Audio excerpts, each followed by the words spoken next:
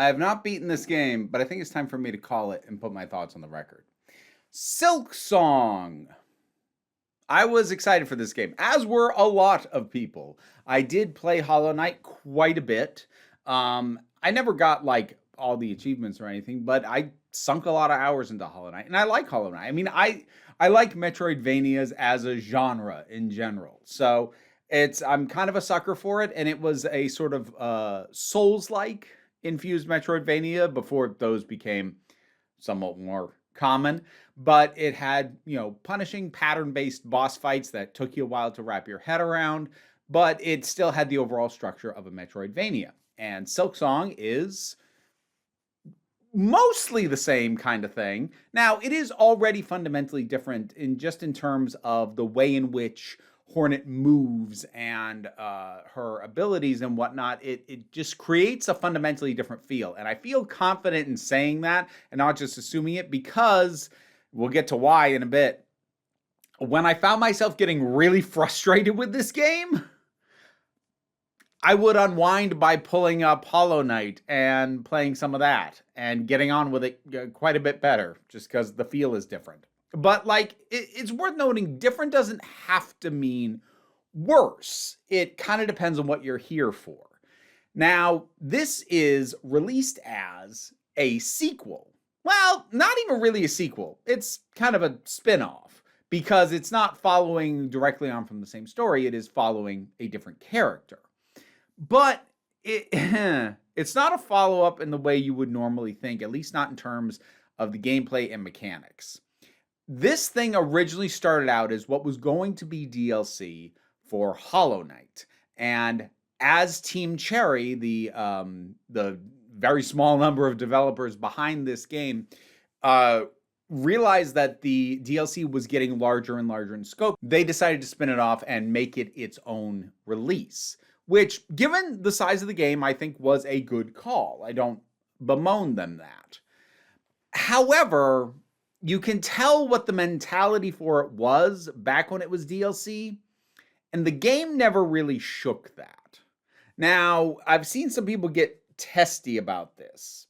So how do I want to put this? Some DLC for games is deliberately designed with the intention and understanding that you have beaten the base game possibly multiple times. So the DLC is not just going to be more, it's going to be harder, because it assumes you've already mastered this thing.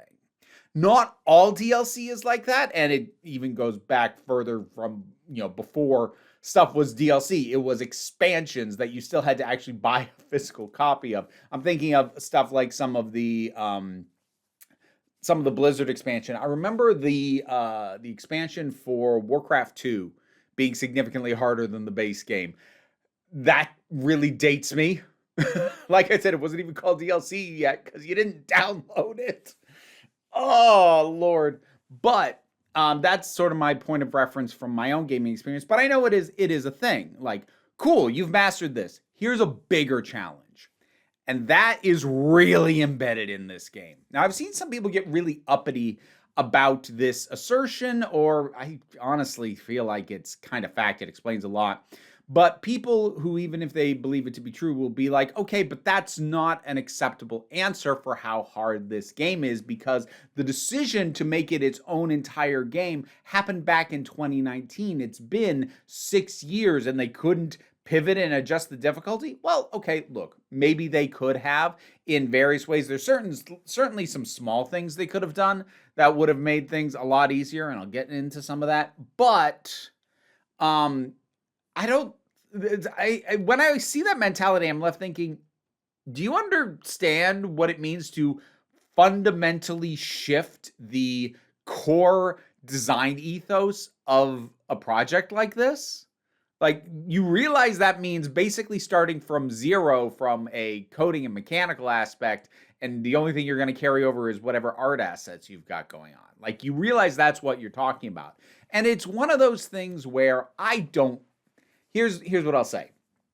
If Team Cherry had known in advance that it was going to take them this long to finish this, they might have made some different choices. But I have a feeling at a certain point, because of how far you've gone, it's easier to finish the path that you're on than it is to go back. And if they ever considered adjusting the difficulty down from what it is on release, I suspect it didn't happen basically for that reason. They had designed a game and committed to it on this design ethos, and they had come that far, and it seemed like way too much to just go back and effectively start over. And I can respect that choice. Again, I'd like to think that many creators, maybe Team Cherry, maybe not, if given the choice with the foreknowledge of how long it was going to take them to finish, maybe they go, oh, actually turning back and starting over would be better. But that's not always the case. I haven't like looked into whether or not they've talked publicly about the finished game and its difficulty. I doubt it. They're not a very public-facing team, as evidenced by the fact that basically we heard nothing about this game for 5 or 6 years. So I don't expect that they have. But I really do need to emphasize, this is a punishingly difficult game. And in some ways that really honestly only makes sense if you approach this from the perspective of it assumes you have 100% mastered the previous game.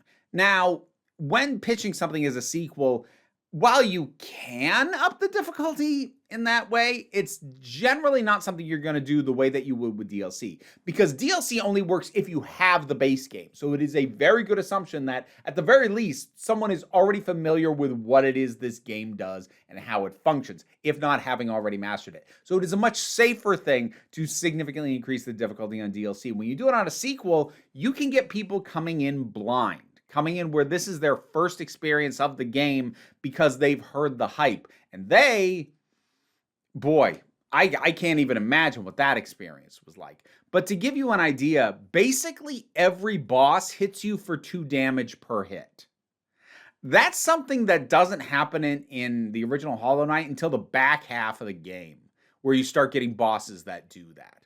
Pretty much every single boss in this game does that, which means you die during boss fights way, way quicker, which means it is harder to get in there and really get a sense of the boss's patterns and what you need to do because you die on so few hits. And then there are other things like the fact that the default initial downward strike that Hornet starts with, that is kind of essential for traversal at a number of points, is at a slight diagonal angle, which is harder to judge and plan for than just one that would go straight down. So the traversal is more difficult. The combat is more difficult.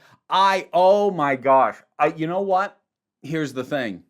What ultimately, at this point I'm going to go with paused. We'll see if I ever come back to it. I might be done with this game. And it wasn't the bosses that did it. It was the arena rooms. These rooms where you get locked in and then you just get a sequence of standard enemies, but one after another, after another, after another. And the thing is, you're not really, I mean, maybe if I did more digging around and like got more upgrades, that might be what I do if I ever go back to it. But unless you've been really scouring for every single piece to upgrade and make yourself better that you can get, and even with some of that, I suspect, you really come into a lot of fights and it feels more like a duel. A lot of the fights with even standard enemies feel something, not quite at mini-boss level, but the amount of intensity in that combat with just a standard enemy and the number of times you have to hit them feels just more. This is not something I should just be running into randomly. And then suddenly you're stuck in a room with a sequence of these things. And you don't have the option to run away. It's not fun. It's not fun. I really hated the arena rooms. And they happen a lot. I found them way more frustrating than even the boss fights. And the boss fights were already frustrating me a fair bit. Now, I've been largely being comparative with the original game and or complaining, but I do want to emphasize the game is gorgeous. I am stunned by how beautiful this game is, The music's incredible. I love the use of characters singing as like both a background element and a storytelling element. You have the map maker who sings, which is something that's kind of held over from the previous game. Different map maker, but similar thing. Like you hear somebody in the room saying, "Oh, the map maker's here."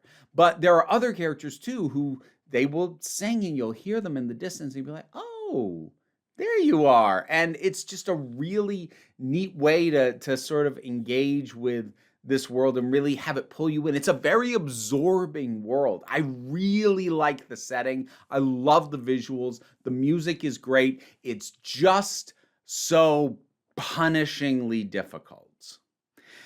I'm reminded this game is nowhere near as hard as Silksong, but I'm reminded a little bit of why I quit Ori and the Blind Forest, which was that the difficulty that I was having with some of its challenges, especially some of its real precision platforming and how many times I was dying, felt in a way at odds with how beautiful and naturey and welcoming the setting was.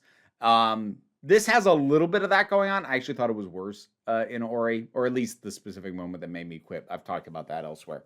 But yeah, at a certain point, having the world be so beautiful and welcoming as a place to just dwell in, after a while it stops being a salve and the thing that keeps you going, and it starts becoming a slap in the face just because of how much this thing is kicking your ass.